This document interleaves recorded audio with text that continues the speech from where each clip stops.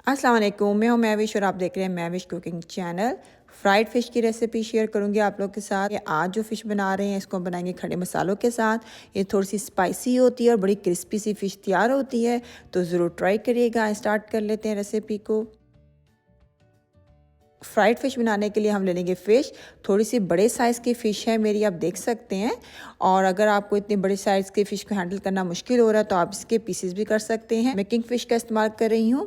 ये बहुत अच्छी रहती है क्योंकि इसके अंदर ज़्यादा कांटे नहीं होते हैं।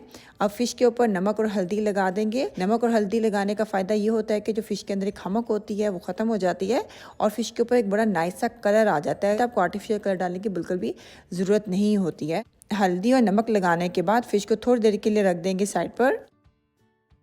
कोटिंग तैयार कर लेते हैं जो फ़िश के ऊपर हमने करनी है। उसके लिए हमें चाहिए होगा अंडा, कुटी हुई लाल मिर्च का इस्तेमाल करेंगे, चाट मसाला डालेंगे, कूटा हुआ धनिया का इस्तेमाल करेंगे, कूटा हुआ ज़ीरा हमें चाहिए होगा और 1 टेबलस्पून भर के हम मैदे का इस्तेमाल करेंगे। इन सब चीज़ों को अच्छी तरह मिक्स कर लेंगे। आपने इस रेसिपी में सारे जो मसाले हैं ना वो कुटे हुए यूज़ करने हैं, यानी कि साबित धनिया, साबित ज़ीरा, साबित लाल मिर्च सबको कूट के आपने इस्तेमाल करना है।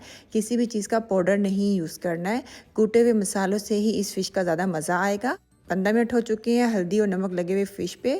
तो अब हम इसके ऊपर जो मसाला तैयार किया था वो लगा देंगे अच्छी तरह से और 1 घंटे के लिए इसको फ्रिज में रख देंगे। आप सारी रात के लिए भी फ्रिज में रख सकते हैं। जितना ज़्यादा देर मसाला इस पे लगा रहेगा ये उतना ही मज़े की फ़िश तैयार होगी। तो मैं इसको 1 घंटे के लिए फ्रिज में रख देती हूँ।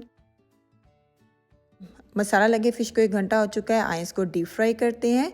फ़िश को फ्राई करते हुए आपने आंच मीडियम रखनी है, ज़्यादा हाई फ्लेम पे आपने फ़िश को फ्राई नहीं करना है। लेकिन मेरी फ़िश का जो पीस है बहुत बड़े साइज़ का, ये मीडियम फ्लेम पे जो है हो सकता है कच्चा रह जाए मिड में से।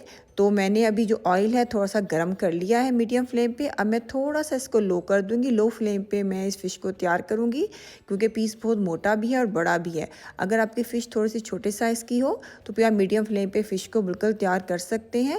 ज़्यादा हाई फ्लेम पे करेंगे तो फ़िश पे कलर आ जाएगा, अंदर से कच्ची रह जाएगी। लो पे करेंगे तो बहुत ऑयली तैयार होगी आपकी फ़िश। तो जिसका आपने ज़रूर ख्याल रखना है। टेम्परेचर आपकी जो ऑयल का है वो बहुत बैलेंस होना चाहिए, ठीक है।